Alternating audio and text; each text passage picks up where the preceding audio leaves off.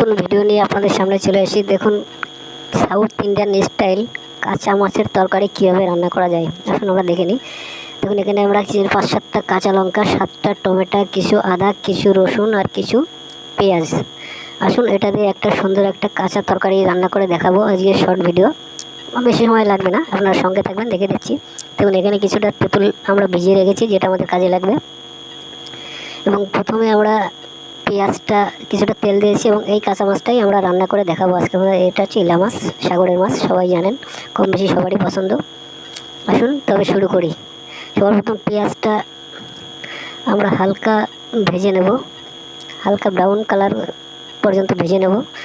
ভেজে নিয়ে ওটাকে গ্রাইন্ডিং মেশিনে দিয়ে পেস্ট করে নেব, পেঁয়াজ আর টমেটো। সবার প্রথম পেঁয়াজটা আমরা দিয়ে দিলাম এবং হালকা কিছুটা মিডিয়াম ফ্লেমে করবেন, অতিরিক্ত হিট দিলে কিন্তু পুড়ে যাবে।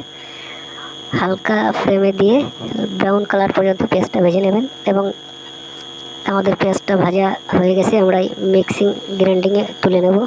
মিক্সিং গ্রাইন্ডিং তুলে নেব, একটাও রাখবে না, সম্পূর্ণ পেঁয়াজটা তুলে নেবেন। এখানে 3টে পরিমাণ পেঁয়াজ আছে, যে খাবারটা 3জন মানুষ সুন্দরভাবে খেতে পারবেন। অনেক সুস্বাদু একটা রেসিপি, কাঁচা মাছ রেসিপি বা আইলা মাছের রেসিপি বলা চলে। সঙ্গে থাকবেন, আমরা দেখিয়ে দিচ্ছি কীভাবে ঘরে বসে রান্না করবেন সাউথ ইন্ডিয়ান স্টাইল এবং খুব সুস্বাদু একটা রেসিপি, কাঁচা মাছের রেসিপি। এবং আমাদের পেঁয়াজটা এখানে তোলা হয়ে গেল। এবার আমরা সেই বেবি টমেটো বা ছোট্ট টমেটো যেটা আছে, সেটা 7টা টমেটো আমরা ওরকম ব্রাউন কালার পর্যন্ত ভেজে নেব। দেখুন এটাকে নাড়তে চাড়তে থাকবে, নালে পুড়ে যাবে। এই পেঁয়াজের মধ্যে আমরা টমেটোটা তুলে নেব, একের পর এক টমেটোটা তুলে নেব এবং এটাকে করে নেব পেস্ট। আমাদের টমেটো তোলা হয়ে গেল, এবার আমরা এটাকে করে নেব পেস্ট। ততক্ষণে সঙ্গে থাকবেন, আমরা দেখিয়ে দিচ্ছি। এবং সবার প্রথমে এখানে দিয়ে দেবো কিছু পরিমাণে সর্ষে বা মাস্টার্ড, হাফ টিস্পুন পর্যন্ত সর্ষে দিয়ে দেবেন। এবং কিছুটা দেবেন মেথি, কিছুটা পরিমাণে, যেটুকু পরিমাণে সর্ষে দিয়েছেন ওইটুকু পরিমাণে দিয়ে দেবেন মেথি। যে কোনো মুদিখানার দোকানে বা যে কোনো দোকানে আপনারা পেয়ে যাবেন। কিছুটা পরিমাণে মেথি দিলে সুস্বাদুটা আরও বাড়বে, প্রচণ্ড পরিমাণে স্বাদ বাড়বে তরকারিটার, রেসিপিটার। এবং হয়ে গেলে এখানে যে আদাটা কেটে রেখেছিলাম ছোটো ছোটো করে, সেটাকে দিয়ে দেবেন। দেওয়া হয়ে গেলে তারপরে দিয়ে দেবেন 7 থেকে 8টা কাঁচা লঙ্কা আমরা রেখেছি, সে কাঁচা লঙ্কাটা দিয়ে দেবেন।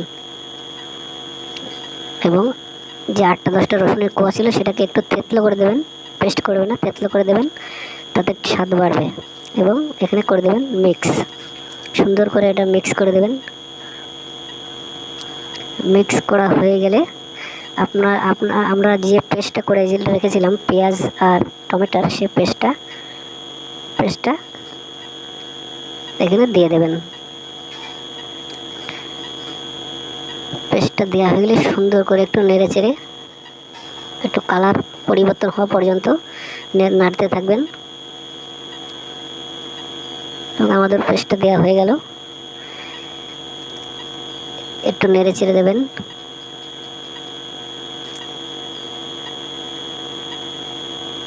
সুন্দর করে একটু নেড়ে চেড়ে দেবেন, সব যেন ভালোভাবে মিশে যায়।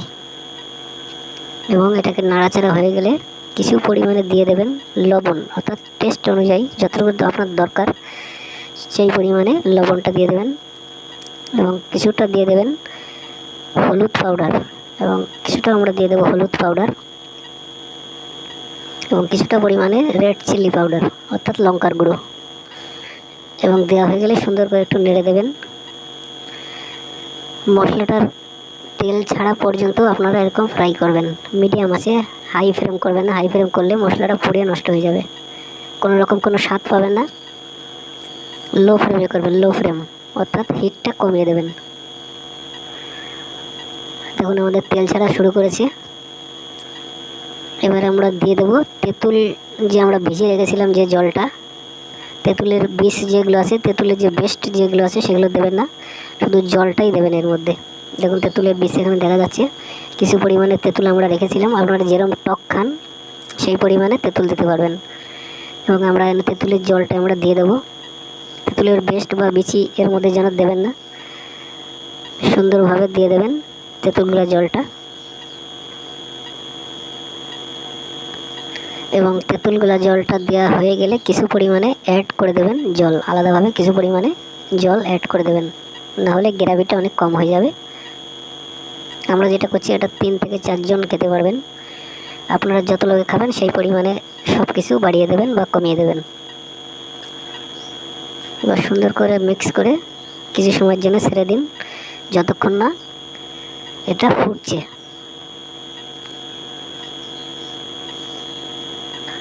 এবার একটু হিট বাড়িয়ে দিতে পারেন, গ্যাসের একটু হিট বাড়িয়ে দিতে পারেন। দেখুন আমাদের ফোটা এখানে শুরু হয়ে গিয়েছে। এরকম কিছু সময় ফোটার পরে আপনারা যে মাছটা ফ্রেশ করে রেখেছিলেন সেই মাছটা এর মধ্যে দিয়ে দেবেন। দেখুন আমরাও মাছটা এর মধ্যে দিয়ে দিচ্ছি। আর পারলে মাছটার বডিটা এরকম সুন্দর করে কেটে দেবেন, তাতে মশলা ভেতরে ঢুকে টেস্ট আরও বাড়িয়ে দেবে আপনার তরকারিটার। এবং মাছটা দেওয়া হয়ে গেলে এখানে একটু সুন্দর করে নেড়ে চেড়ে দেবেন। সুন্দর করে নেড়ে চেড়ে দিয়ে একটু ফ্লেমের হিটটা একটু বাড়িয়ে দেবেন, এই সময় একটু হিটের প্রয়োজন হয়। কিছু সময় যাওয়ার পরে আবার একটু নেড়ে চেড়ে দেবেন। মাঝে মধ্যে দেখুন তলে যেন না লেগে যায় বা না পুড়ে যায়। হয়ে যাওয়ার পরে এখানে কিছু দিয়ে দেবেন ধনিয়া পাতা বা কোরিয়ান্ডার, ধনিয়া পাতা সেটা দিয়ে দেবেন। আমরা এখানে কিছু ধনিয়া পাতা দিয়ে দিয়েছি। দেখুন এইভাবে রান্না করলে খুব সুস্বাদু একটা তরকারি আপনি ঘরে বসে কাঁচা রান্না করতে পারবেন। এবং কিছুক্ষণ পরে এটা ঢেকে দেবেন কিছু সময়ের জন্য, আবার ঢেকে দেওয়ার পরে আবার তুলে নিয়ে আবার একটু সুন্দর করে নেড়ে চেড়ে দেবেন। দেখুন আমাদের মাছ প্রায় সম্পূর্ণ রেডি হয়ে গিয়েছে। এইভাবে রান্না করে দেখবেন, খুব সুন্দর ইলিশ মাছ যেরকম স্বাদ হয় ঠিক সেই ধরনের একটা স্বাদ তরকারির মধ্যে আপনারা পাবেন, এটুকু guarantee. Totally south Indian style কাঁচা মাছের তরকারি কীভাবে রান্না করা যায়। দেখুন আমাদের রান্না হয়ে গেছে। আমরা একটা পাশে সরিয়ে নেব এবং অন্য একটা পাত্রে তরকারিটা ঢেলে নেব। ব্যস্ত হবে না, ধীরে সুস্থে করবেন। আর এই ধরনের ভিডিও আমাদের যদি ভালো লাগে অবশ্যই আমাদের চ্যানেলটি সাবস্ক্রাইব করে সঙ্গে থাকবেন, কারণ আপনাদের সাপোর্ট ছাড়া আমরা কিছুই করতে পারবো না, এগোতে পারবো না। এবং দেখুন এখানে আবারও কিছু পরিমাণে কাঁচা ধনিয়া পাতা কেটে উপরে দিয়ে দেবেন।